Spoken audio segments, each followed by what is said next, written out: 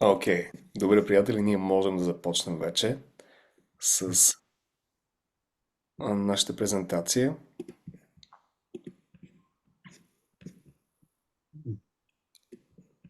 Така, виждаме екрана, нали? Да, Добре, окей. Благодаря много и се радвам да ви приветствам толкова хора на този вебинар за глас и реч, на който ние ще говорим за много важни неща. И първо, нека да се представя за тези хора, с които може би не се познаваме или който не е чел за мен или случайно да е попаднал може би на този тренинг. И ще разкажа малко за себе си. Казвам се Иван Головацки, преподавам гласов дизайн и имиджова реч на повече от 40 държави. Работя с политици, от политици до учители. Работя с различни личности, с компании, които работят дори за Марвел. С това се гордея. И преподавам глас вече около 7 години. Аз се занимавам с глас още повече.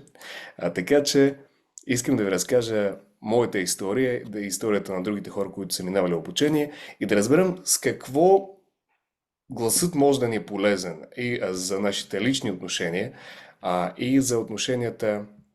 Чакайте да пусна тук един човек. Не мога да пусна. Ето, мога. И за отношенията в бизнеса. Т.е. как с помощта на гласа да постигаме нашите цели в бизнеса и как да постигаме форматичния смисъл, форматичните отношения, своите цели. Ще започна малко по-рано с моята лична история, но преди това трябва да дам хоста на някой друг, защото хората влизат и това доста пречи. Само един момент ми дайте.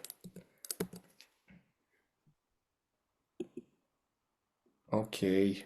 Много се извинявам и благодаря за търпението.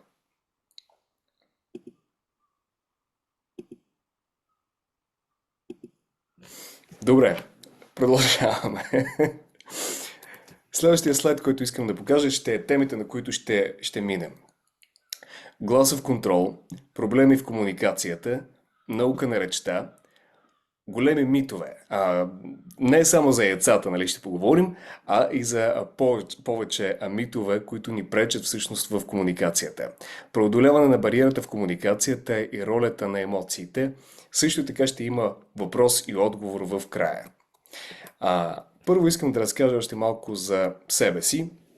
Тук на тази снимка виждате, че съм имал повече коса, а това означава, че тя е била направена преди доста години. И тук започна този момент, когато аз почнах да разбирам, че всъщност гласа е толкова мощен инструмент, че си посвещавам целия живот на това. И се занимавам само с това. В един момент ми се случи така, че ми предложиха работа на Радио Витуша, ми се случи така, че ми предложиха работа на едно международно европейско шоу и ми се случи така, че ми дадоха виза в Америка. И всичко това проклятие се случи в един момент. Тоест всичките неща, за които най-много съм си мечтал в живота, ми се случиха и така наведнъж. И аз тогава вече се занимавах с глас, вече се занимавах с комуникация и вече знаех как да вървя към своите цели, как да постигам тези неща, които искам да имам в живота си. И това ми се получи благодарение на моята вътрешна самооценка и благодарение на моята комуникация и на твърдите действия в реалния свят. И тук съм в Америка, влюбен в държавата и мисля, че ще живея там за цял живот. Но не е точно така. А, Тук, преди Америката, преди няколко години преди Америката, имах доста ниска самооценка, а имах един доста грозен глас, който не го харесвах и не мислих, че той е достоен да бъде на видео. Когато някой ме заснемаше на видео, исках да го изтрия.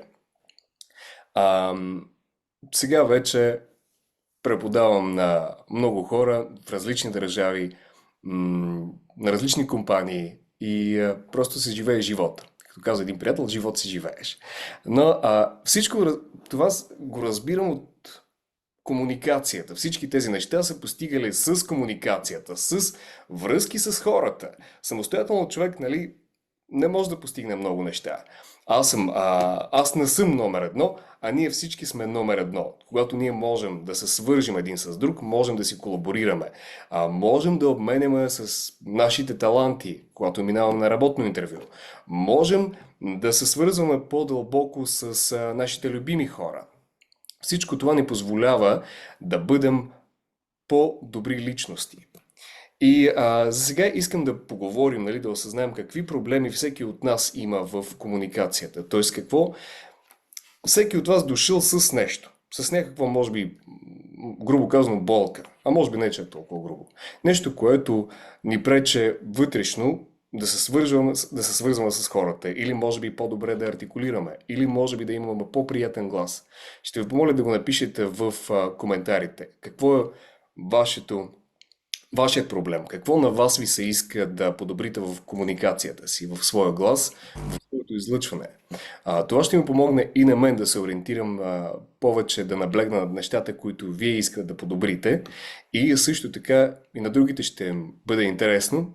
И ще разберат, че всъщност проблемите са горе-долу, нали, не чак толкова различни, колкото ми се струват такива уникални, и само аз имам този проблем. Може ли да напишете в чата, за да, така, за да види какви проблеми имате вие.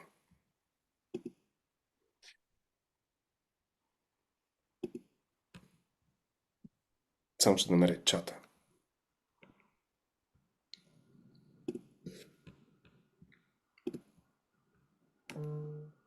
Бих искал да подобря интонацията и дикцията на гласа. Благодаря, Габи.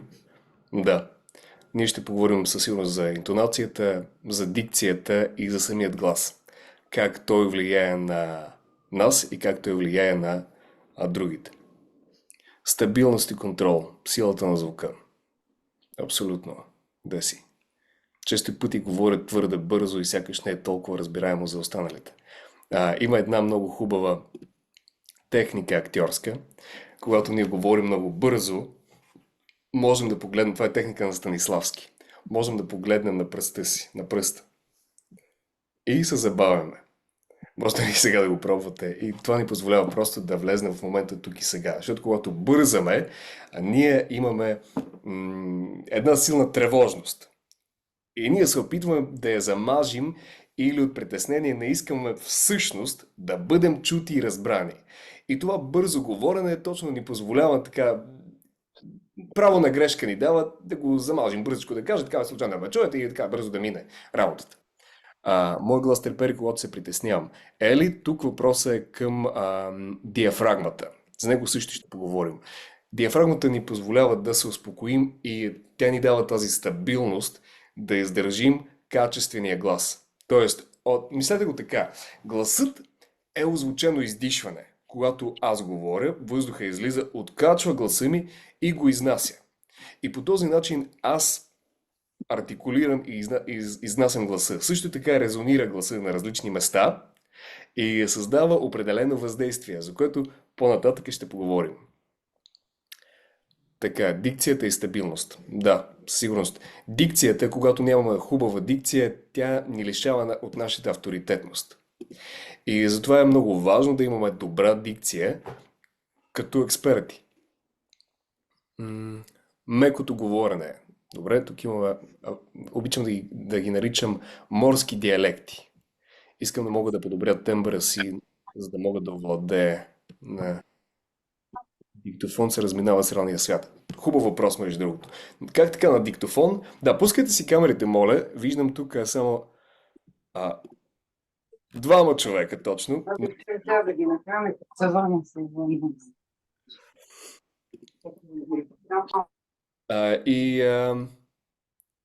Така, разсеях се, мютнах един човек. Тембъра. Да, говорихме за това как ние се чуваме на запис, нали, когато се чуваме така, кринч! И това как ние всъщност си мислим, че звучим. Има огромна разлика, приятели, в това как ние си мислим, че ние звучим и как всъщност звучим. Понеже гласа се подава по тази вътрешна кост, това ни кара, нали, да чуваме нашето възприятие на гласа изкривено. И за да можем да се чуем как наистина звучим, можем да затворим тази кост, която се нарича мандибула. Е така, това упражнение чебурашка се нарича. Направо направете го. И можете да кажете, ето така, тук трябва да затворим. И можете да кажете нещо и чуете си как гласа ви всъщност го чуват другите. Как той звучи в стаята. А можете да се мютнете и да кажете нещо, примерно 1, 2, 3, 4, 5 и да чувате как наистина се чувате от другите, как се възприемате. Имал съм една клиентка, която дойде и каза, имах една много хубава работа, ама че взеха ми и ме уволниха и с хубава заплата също беше. И сякаш си мислиш, окей, какво е направила тази жена, че да я уволнят? И тя каза, аз се питам, добре, защо са те уволнили? И те каза, защо съм разговаряла много грубо? Аз никога не разговарям много грубо, говоря много прилично, говоря много уважително с този глас. Човекът просто не разбира, че гласа звучи много грубо, е всъщност много потискащо за другите хора, нали? Особено за клиентите, с които тя говори. И просто не го чува. И това се случва, защото семейството е било така. Семейството просто формира нашият глас. Как да говоря? Дали да говоря по-силно, повече с гърлото, така повече да защитавам себе си, може би още някой друг, или при нас е приятел да говорим ето така. По-нежно и повече така мило. И по този начин. Или пък при нас приятел да говорим ето по този начин. Тоест, не е само гените, не е само нашето DNA. Как беше DNA на български? Не знам. DNA. Мисля, че се разбрахме. ДНК, точно. ДНК.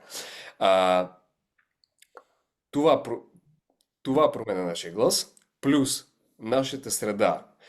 Особено за момчета, които се намират често до момичетата, забележете как гласа ви изтенява. Просто да бъдете приети. Да се включвам един безопасен глас. Но за него също още ще поговорим. Така, подобряване на дикцията, увереност, правилно изразяване. Увереността е много хубаво нещо. Често хората, нали, си мислят много абстрактно за увереността, но всъщност какво е увереност? Увереността това е едно емоционално състояние, от което ни е позволено да действаме, ако трябва така да го улесня. Тоест, това е тази вълна, която идва при нас, с прости думи.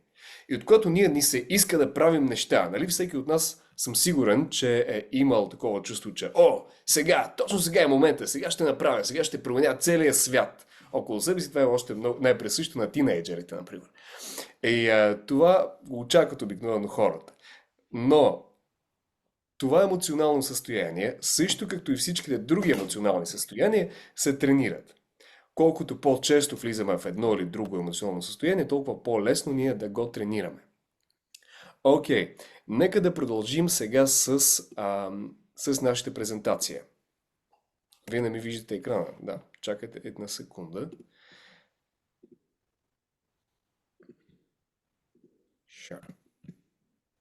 Продължаваме. Тук времето идва да поговорим за митовете. Че някой се ражда с красиви гласове, а другите с грозни и така остава за цял живот. Нали, аз така съм се родил и значи така ще си говоря цял живот. Нека да разберем нещо много важно. Ние вече разбрахме, че всъщност нашата среда ни формира. Формира нашата личност. Така, секунда, моля. Хората влизат и аз не мога да ги пусна. Окей. Който успял, значи успял. Другите в запис ще го гледат, за съжаление. Така, митовете, връщаме се. Това, че ние си мислим, че окей, значи така съм се родил, с този глас ще остана цял живот, вярно до определена степен, но не е съвсем. Нашия тембър, самата мелодия, самата тембралност, тя остава завинаги. Но нашата динамика, нашата увереност, нашата дълбочина или височина, нашето емоционално въздействие, всичко това, нашето емоционален окрас, всичко това може да бъде променено с практика. Това ние се учим. Това са вътрешни, отвътре навън излиза. Ние имаме вътрешна увереност, вътрешен свят, имаме външен свят. Нали? Ние можем да общуваме вътрешно, сякаш, знаете ли, имам много какво да кажа, но когато казвам, излиза почти нищо. Говори за тези неща. В идеал, а, аз вярвам в това, че всеки от нас се ражда с много красиви гласове. И в идеал, нали, би било добре да се раждаме в едни такива прекрасни семейства, с любещи родители, с нормални човешки отношения, с нормални човешки стълкновения. Но какво се случва в реалния живот? Ние имаме, може би не чак толкова понякога любещи родители, понякога и доста често непосилни човешки стълкновения, които ни остават една така вътрешна беля. Тези непреживяни емоции се заключват в мускулите, всеки физиотерапевт ще ви каже за това. И това рефлектира на гласа ни. Това, което се случва с нас през живота, рефлектира на гласа и затова той се чува. Чува се дали хората имат травма, чува се дали хората имат добра ерудиция, чува се в коя среда са израснали. Всички тези неща се чуват. И се чува дали можем да доверяваме на хората. И това са неща, които ние можем да възпитаваме в себе си. Така че напълно е мит. Втория мит – суровите яйца. По-скоро ще хванете салмонела, отколкото красив глас, ако пиете сурови яйца за красив глас. Просто пълна глупост. Не се занимавайте с това, ако случайно го правите. Особено ако яйцата не са проверени. Примерно не са на баба. Така. Продължаваме. Трябва да излизам така. Излизам от пълния екран, за да мога да пусна хората. Продължавам нататъка. Следващия мит е, че трябва да използвам самоградния регистър. Много хора си мислят, че колкото по-ниско говорят по този начин, толкова повече съм въздействащ и толкова повече хората ще ме респектират. И затова говорите така по-ниско или пък някои прекаляват и говорят прекалено въздушно. И само по този начин говорят. Но, ние имаме, нашето тяло има доста повече да ни предложи, отколкото само да говоря ето от тук, например, или примерно от тук. И можете да помислите, ние имаме като цяло 3 регистра. Гръден, гърлен и носов. И тук е мега, сега това е просто уникална информация, която искам наистина да чуете и да прочувствате. Когато говорим с определен регистър, и най-много с един от тези 3 регистра, това говори нещо за нас. И сега ще чуете какво говори. Гръдния регистър. Това е тук, този регистър, който тук ще продемонстрирах, говорим най-много от тук. Той говори за повече любов, за повече емпатичност. Тези гласове са наистина, ако го чуете човек с такъв глас, с по-нисък, повече въздушен, повече лек, това са много чувствителни, чувствени хора. Те не са толкова логични, колкото са повече чувствени. И те са много сензитивни. И тук и дарба и проклятие. Може да чувстваш, но заради това, че чувстваш хората много, ти се натоварваш. Имаме също така и гърлен регистър, вече няма толкова много емпатия, колкото има повече такава мъжка енергия. Това беше предишното повече женска енергия, в независимост от пола. Тук има повече мъжка енергия. И тя е такава потискаща, тя е по-доминираща, тя също и по-директна. Няма толкова емоции, има повече логика. Виждам цел и не виждам препятствия. Това говори гръдния регистър. Извинявам се, гърления регистър. Има също така гърлен или гръден, който е такъв стиснат или стегнат и изучият по този начин. И тук чувам много стрес и напрежение в човека. Това говори за това, че нещо не е наред. Или нещо не е наред с мен като събеседник, защото човек така говори с мен. Или нещо не му е наред на човека. И почвам да гадаем. Какво не е наред? И този глас, заради това напрежение, създава едно недоверие. Хората се чудят, окей, такъв облак от фантазии. Защо сега този човек говори по този начин? Какво не е окей? Какво не е наред? Какво се случва? И следващия регистр, когато пак всичко е потиснато и когато се смалявам в една мъничка точица, гласа ни изтънява и от притеснение се качва по-високо. Въздуха ни не стига и почваме да говорим по този начин горе-долу. И така звучим. Този глас, разбира се, че дразни и той ни изнася в една такава детска позиция. Той също така доста и харесан повечето хора. Защото ето тези гласове са такива гласове, празник, те са безопасни съвсем, но също така и не никакъв авторитетни, ако говорим в професионалния план. Или пък в сексуалния план също. И тези гласове са доста стегнати, стиснати. Ние се смеем, но всъщност там много често има болка. И тази болка идва от тези човешки стълкновения, които хората са имали с тези гласове.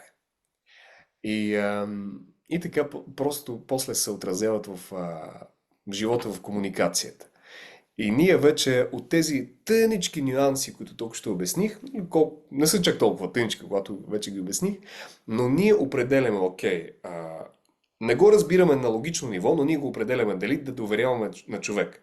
Дали човека ни привлича, дали човека е достатъчно ерудиран, дали човека ми харесва, дали ме предразполага или какво послевкусие остава след комуникацията с този човек. И това са тези неща, които ние можем да забелязваме и в себе си. Помислете дори с кой регистър най-често говорите. Дали гласа ви е стегнат, потиснат или свободен, резониращ свободно, човек се излива като песен и обгръща всичките около вас. Окей.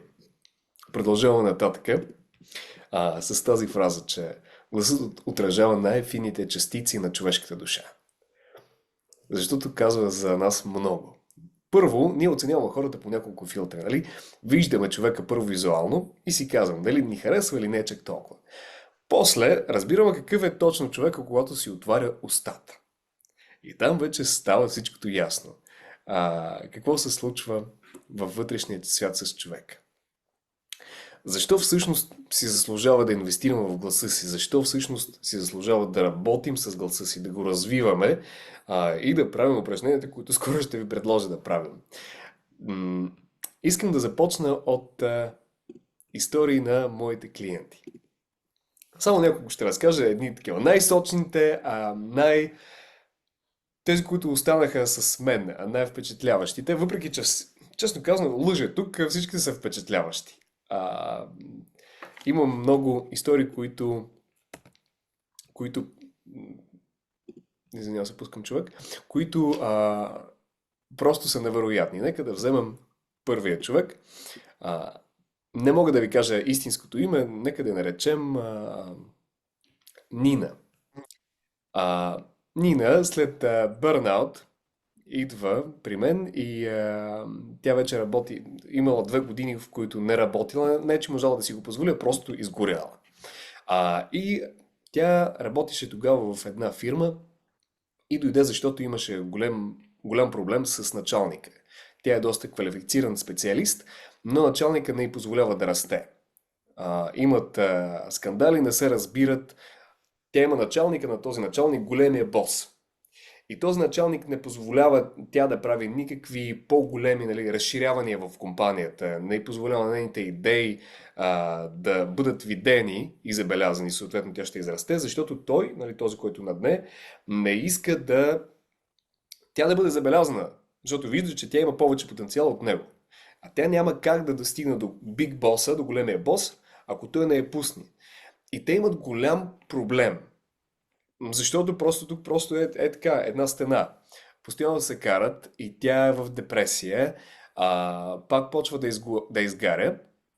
И ние първоначално почнахме да работим над конфликтологията. Как да решаваме конфликти, как да убеждаваме хората, как да излизаме в тази ситуация печеливши. Но честно казано, ако имаш един такъв човек, който просто стои отгоре и има силата да затвори, това е много сложно. Ние можем да изгладим конфликта, но ако човека отсреща не е заинтересован да продължава никакви взаимоотношения с нас, става сложно. Нина реши да кандидатства за друга работа. Ние изградихме нейната самопрезентация. Тя е наистина уникален експерт. Много е умна и има огромен опит.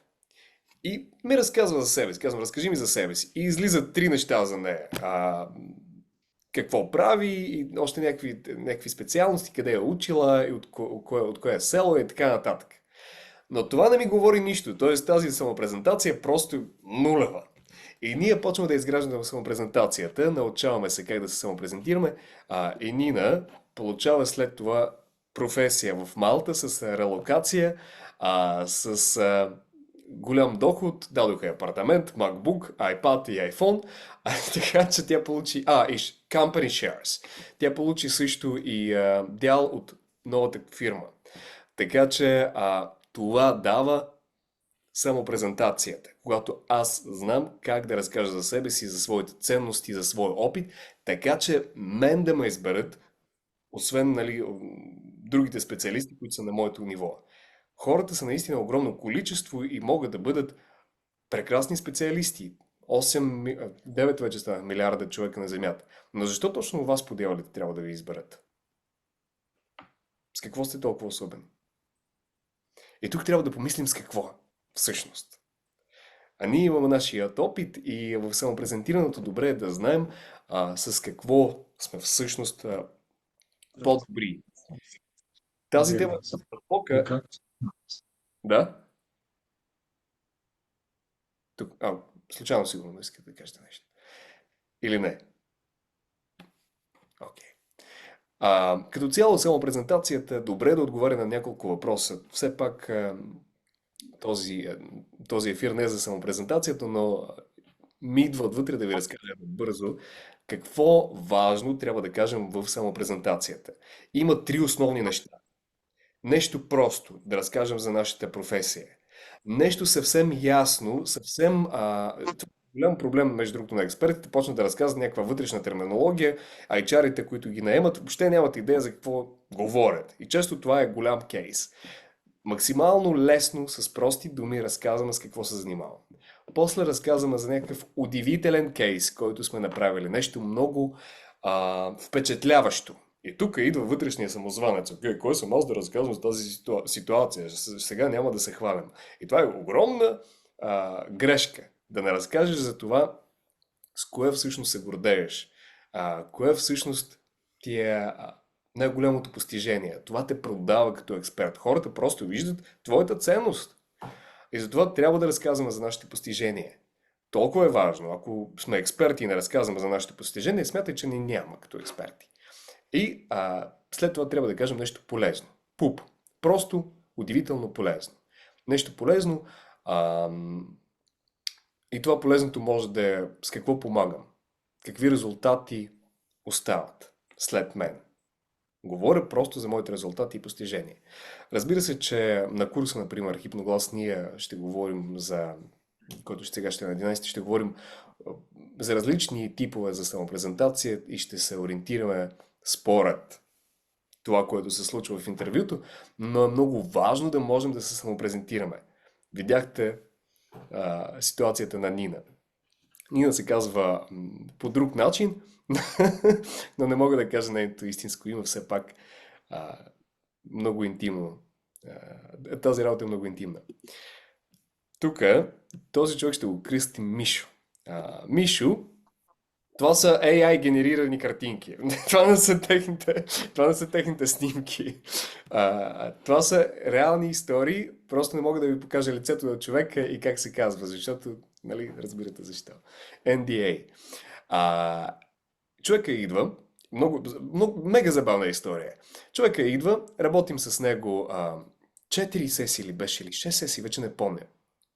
Около 6 сесии беше. Идва и казва, че бизнесът просто е пълен крах, семейството пълен крах, в дълбока депресия и просто не знае какво да прави.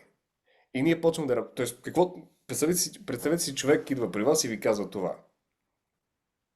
Имам складове в Англия, не се разбирам с бизнес партньора, проблем, това създава проблем в семейството, не комуникирам с децата, жена ми никакви отношения нямаме и ние почваме да работим над това. Първо почваме да работим над успокояването, над емоционалното състояние, за което говорих, над увереността, на конфликтното общуване и над въздействието. Отивам на фитнес, Обажда ми се след няколко месеца. Аз си мисля, че, о боже, защото човек сега ми се обажда, защото изчезна внезапно. Затова казвам, че е забавна история. Така внезапно изчезна. Още имаше няколко сесии, така изчезна. И си мисля, че сигурно дали да ви иска някакъв връщане на пари или нещо такова. Защото дали изчезна така изведнъж. И обажда ми се и просто ми благодари. Как съм му променил живота, че сега има така изведнъж с децата общува, кариерата е супер, отношението с жената също е прекрасно. И въпросът към комуникацията тук. Просто невероятно. А, и тази картинка съм избрал за илюстрация.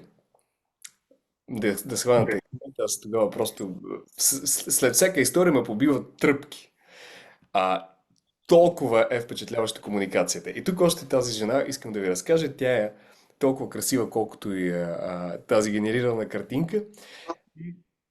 И се занимава с... Боже, тя е известна между другото. И се занимава с private investigator, приватен... така, думата на български ми липсва. Приватен... Помощ.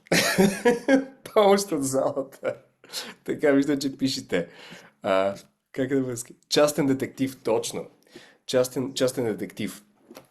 Нейната е ситуация каква е? Тук ще кажа как влиянието на нейната комуникация повлия и на работата й, и на личния живот. Тази жена просто е невероятна, защото...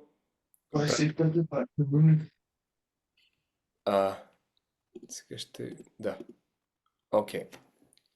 Тази жена е невероятна, защото... Ако имате въпрос, моля напишете или може би вдигнете си виртуалната ръка или можете така също да кажете. Мютнах човека, защото мисля, че случайно си пусна микрофона. Значи тази жена идва и казва, че иска просто... Ме видяла в TikTok и просто за забавление, не подозирайки как въобще ще й се промени живота. Идва така за забавление и казва, че... И почваме да работим.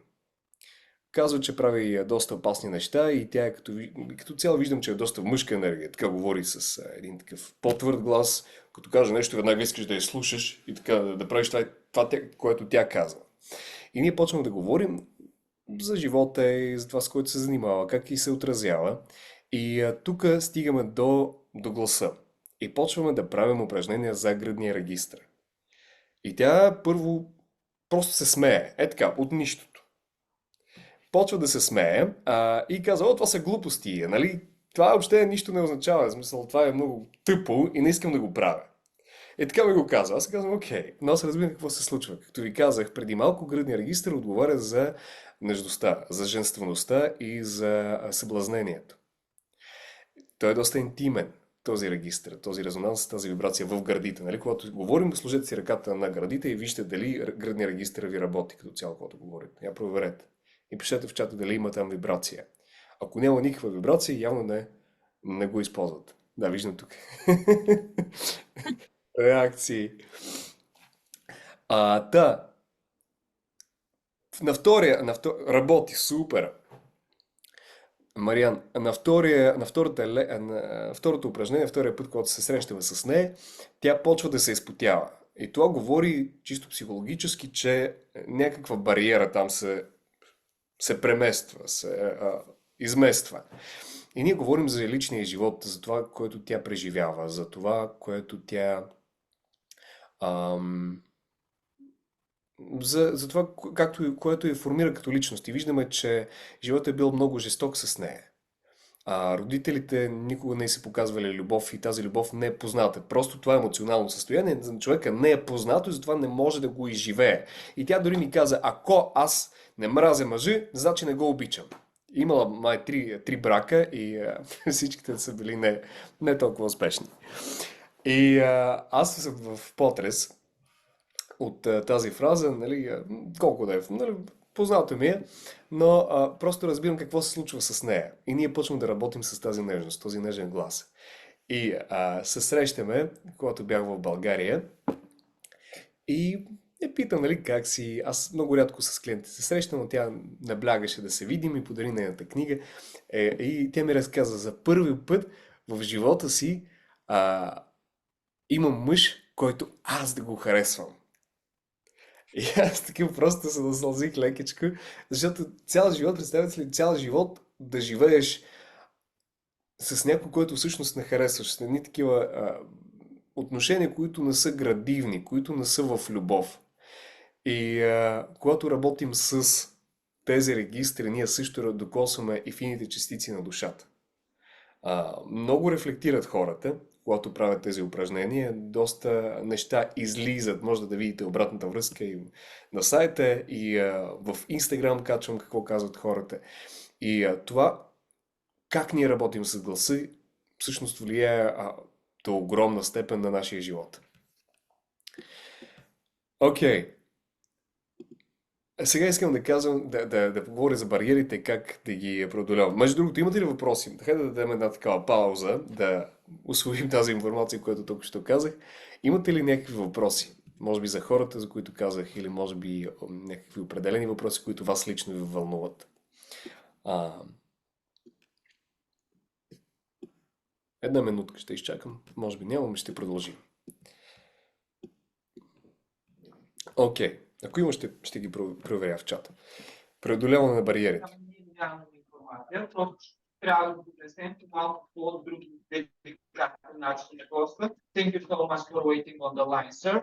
Unfortunately, I'm not able to assist you right away, but rest assured, I will give you a call back in the next 5 minutes. Някой не се е бютнал. Някой не се е бютнал. Да, окей.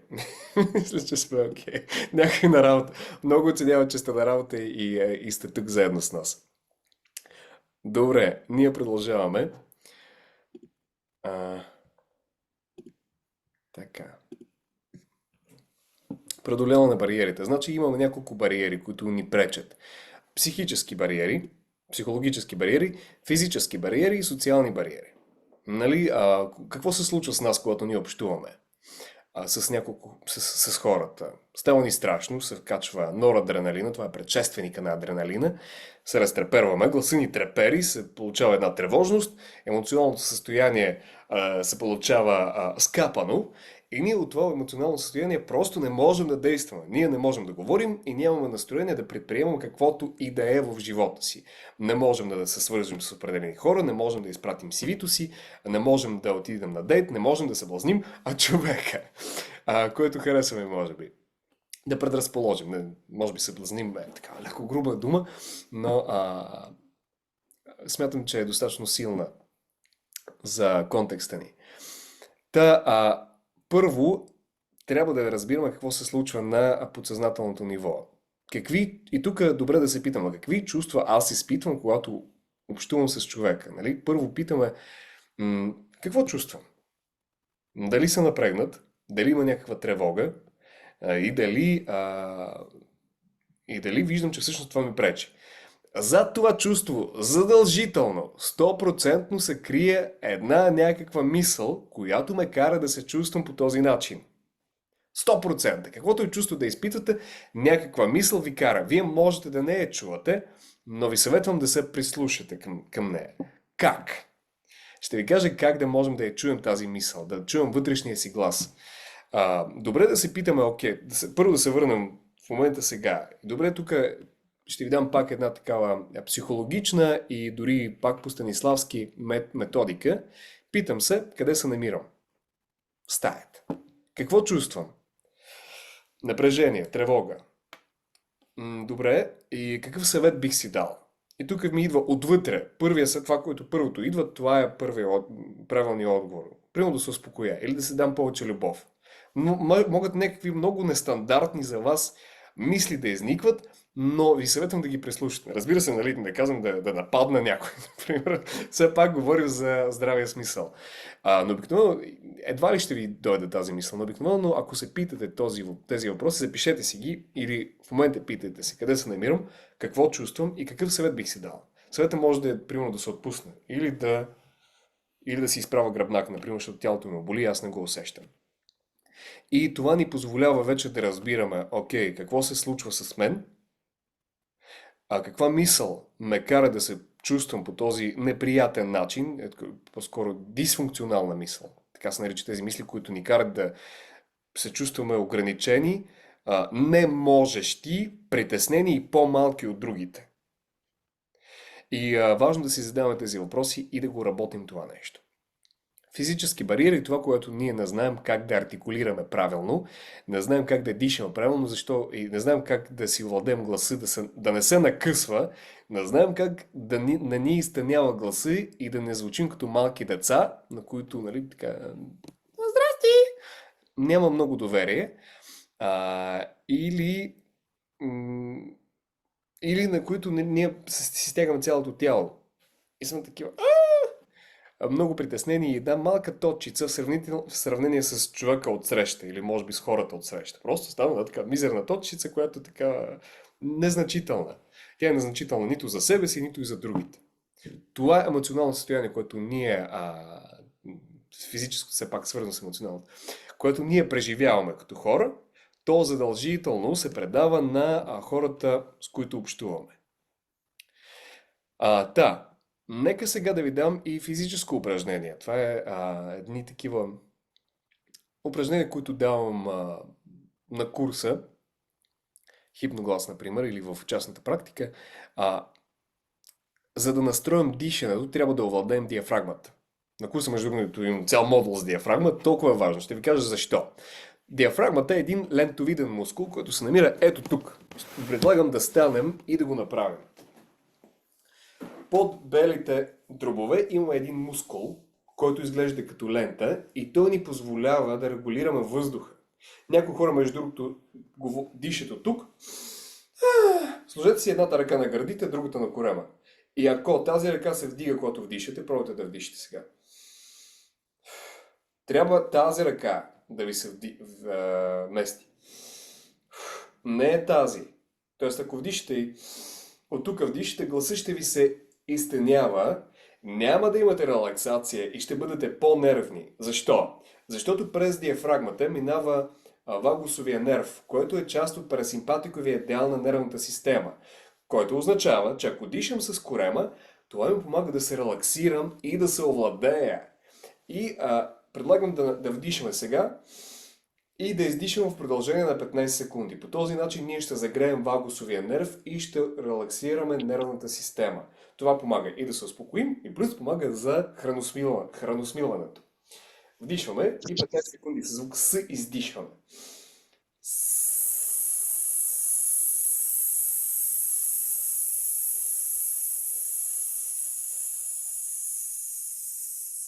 Ако гласът почва да се накъсва или става по-слаб, просто спираме.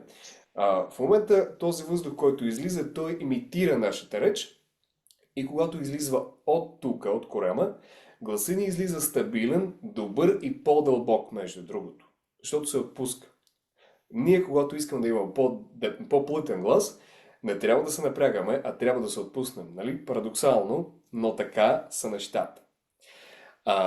Затова е толкова важно да се работи с диафрагмата. Плюс, с какво още е полезно? Полезно с това за тези хора, които често гласът им пропада. Говори 2 часа или час и няма глас. Това се получава заради това, че гърлото се натоварва заради неправилното дишане. Въздуха просто излиза повърхностно и гърлото работи и за мама, и за татко. Затова е важно да дишаме правилно. Невербалната комуникация. Нас ни възприемат не само по това как говорим, но също как се движим, как носим тялото си в пространството, в този свят. Помислете го така. С какво настроение аз нося своето тяло? Как се отнасям към себе си? Един вид. Как аз нося себе си? Дали е така вървя по улицата бързо, или все пак изпитвам приятни чувства, когато вървя? Какви чувства въобще изпитвам, когато отивам някъде? Ако бързам, тогава защо? Наистина ли закъснявам или нещо ме кара да бъда в тревога? И това добре да се попитаме тези. Така. Социални бариери. Влиянието на нашата комуникация върху личните и професионалните отношения. Ние, когато не можем да се позиционираме правилно в социума, има три основни позиции. Родител, възрастен и дете. И тези две крайните, чакайте тук някой да пусна, имаме и тези две са крайности. Когато аз се позиционирам, че все едно съм повече от теб, това автоматично други човек с по-слаби лични граници го кара да се чувства като малко дете. И това може да го контролираме. Или пък, когато ние имаме поведение на малко дете, такива сме инфантилни, не решаваме нищо не предлагаме, другият човек подсъзнателно решава, че той трябва да заеме контрола и заема родителската позиция. Така че не е здравословно да стоим в тези две крайни позиции, защото ние буквално каним другия човек да заема противоположната позиция. Най-правилно ще е да вземем средната позиция, възрастната позиция. Това означава да реагираме според ситуацията, а не според научения сценарий, който ми идва така отвътре, защото просто така съм свикнал да реагирам. И така било, примерно, в семейството ми. Такова подсъзнателно убеждение, например, че за мен трябва всичко да направят. И тогава аз не действам, а чакам някой да му покани. Или пък съм свикнал да решавам всичкото. Например, това е голям проблем на жените. Решавам, аз сама се справям, но ми се иска някой да ми помогне. Но никак не го изразявам, нали? Не показвам, че всъщност аз съм по-феминна и имам нужда някой да се погрижи за мен. Това трябва да бъде показано, скъпи момичета и жени, за да бъде видено от мъжа и мъжът да почне да реагира някакси на това. Защото ако вие, например, се държите повече като мъж, отколкото вашия мъж, то просто му е много сложно да ви обгрижва, защото вижда, че вие сте самостоятелни. И пък обратното, между другото. Ако мъжът е много мек, се получава обратното. Но ние все пак си избираме според нашата енергия, нали? Кой да изберем? Какъв баланс ни имаме нужда? Все пак добре да знаем как се позиционираме. Или когато виждаме непознати хора, например.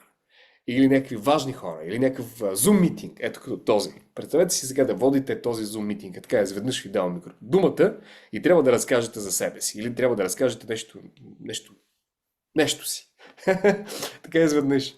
И тук пак много е важно да не се провалим в една такава детска история, когато ами аз и така нататък почва да притеснявам. Или така, риба. Няма да говоря. Микрофонът не ми работи. Или пък, да, сега ще ви разкажа. Тоест трябва да намерим една такава средна позиция. Да признаем нашите емоции. Окей, може би се притеснявам и това е нормално. И почва да говоря от това, което имам в момента сега. Не се опитвам някъде да избегна в някаква крайност, но да отреагирам според ситуацията като възрастен човек. Според това, което се случва сега в момента с мен и контекста, в който се намирам. Окей. И ние тук идваме към края на нашата презентация. Ще ви разкажа за курса, който ни очаква и после ще отговоря на въпросите. Има в момента специално предложение за тези, които не са в анкетата на предзаписване за курса Хипноглас, в който ние всъщност ще говорим за тези неща 6 седмици и ще отработваме тези качества, защото едно е да поговорим за тях, но ако вие не правите тези неща, които чухте сега, те няма как да се автоматизират в вашите навици. Да ви идват отвътре, трябва да бъде практикуване. И ние това ще правим тези 6 седмици. Ще говорим за ефективната комуникация, за емоционалните състояния. Как да се самохипнотизираме, за тези, които не знаят, аз съм и хипнотерапевт. И как да хипнотизираме другите, ако имаме нужда. Тоест, ще се учим и на това. Това е важно за овладяването на нашите емоции. Ще се учим как да звучим красиво, естетически красиво. Как да си даваме подкрепа и как да подкрепяме другите. Как да разказвам за себе си интересно.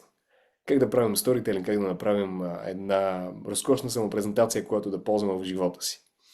И огромно количество други неща. Ако искате, ще ви изпрати после линк да разгледате сайта и Работи специална цена за вас. Тя е още 24 часа, защото след 24 часа вдигаме цените на тези, които ще видите задраскани.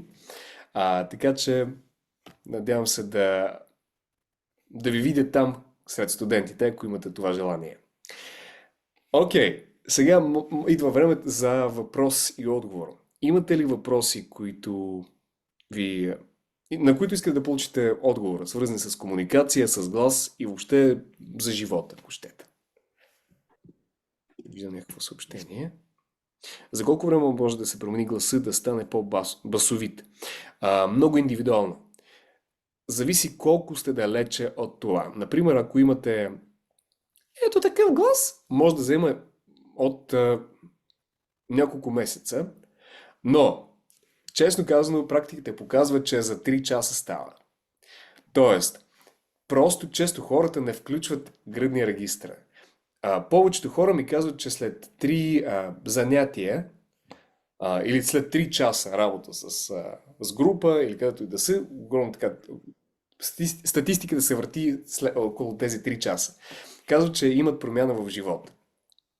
И можете да видите, между другото, на сайта ще има и видео обратна връзка. Euronews ни взимаха интервю тогава и студентите тък му споделиха техните впечатления, техните резултати и казват, че вече опашки на клиенти им се редят. Ще видите по-подробно после или как са презентирали пред огромна публика и с лекота го направиха. Като цяло 3 часа, но това само една такава малка част. После, това за овладяването, за слизането, да звучим по-дълбоко, но има въпрос за автоматизацията. Окей, как да го задържа? И затова курсът е 6 седмици, за да може да се задържи в среда, която подкрепя постоянно. Дава упражнения, сега правим това, сега правим това, за да го направим всъщност, а не просто. Да, сега ще го направя и го правя, когато забравя как се прави. Добре, имаме ли други въпроси? Свързани с курса, с вашите лични притеснения. В какви часове са упражненията? На курса, предполагам. Те са направени точно за заети хора. Аз съм работил в корпоративния свят, съм интервюирал подозриваеми мошеници, терористи и техните жертви, преди да се занимавам с това, с което се занимавам в момента. И са направени така. Дължината на урока 5-10 минути, много рядко урока е 20 минути. Това е направено, за да се опрактикувате всеки дневно, или може би след ден, или може би всеки трети ден. Давайте между другото ще има домашно задание с обратна връзка. И ще получавате обратна връзка, за да практикувате правилно нещата, които ще научавате на курса. Окей. Други въпроси дали имаме? Като цял курс, да. Аз искам да ви попитам след май месец дали има и друга планирана дата за провеждане на курса. Много добър въпрос. Следващия планиран курс е на октомври и цените ще бъдат по-високи, така че препоръчвам, ако имате възможност да се запишете сега. Курсът е в запис, повечето уроци са в запис. Т.е. самите упражненията са записани. Но ние ще имаме и живи срещи с вас, се оговаряме, се разбираме кога можем и формираме групичка и се виждаме веднъж седмично, според тарифата. Но има и тарифа, която е самостоятелна, просто гледате в запис всичко. Така че всичко е за вас, за да ви е удобно. Защото аз съм бил студент и знам как на мен би се искало да бъде. Ще бъде ли качен в Udemy? Или не качваш там? Какво е Udemy? Мисля, че моето незнание какво е Udemy отговаря на този въпрос. Не, няма да бъде качен в Udemy, не знам какво е Udemy. Курса, според вашата тарифа, има ограничен достъп. Направено пак, за да практикувате наистина. Да бъдем честни, понякога хората купуват нещо и никога не го практикуват. Затова може да изберете колко дълго искате да бъде курса достъпен за вас и според това да се ориентирате. Кой избор да направите? Там има 3 тарифи. Сайт, където се качват курсовете, където можеш да ги купиш, както YouTube, да си купуваш курс. Не знаех, между другото. Не, няма да го качва там. Но благодаря. Udemy ще запомня. А не, тези курсове са доста персонални и това е жив процес. Затова не планирам да ги качвам. Аз ги правя така, като усещам хората, за да имам най-много резултати и ефект. Окей, давайте последни въпроси и ние можем да приключим нашата сесия. Това е. Благодаря за линка, между другото, Мариан. Добре, много ви благодаря за вашето участие в... може ли линк? Да, ще ви изпратя линк на почтата, Ваня, и ще ви изпратя също... няма да ви изпратя. Линк на почтата или в Инстаграм. Пишете ми. Или на поддръжката. Окей. Добре. Много ви благодаря наистина от сърце за вашето участие. Дано да ви е харесало. Между другото, моля да ви напишете дали ви е харесвало. Искам да получа от вас обратна връзка. Ще ми е много приятно. И ще се радвам да ви видя на курса. Тези, които решат, със сигурност ще имате прекрасни резултати. Можете да видите също и да прочетете какво са казали другите хора за този курс и да решите да направите за себе си правилното решение. И аз много благодаря. Ето имате линк, между другото. Сега дали може да се пинне? Не може. Настя Берне изпрати линка към сайта, така че можете веднага да си го копирате и да влезнете. И аз сега ще го копипейсна.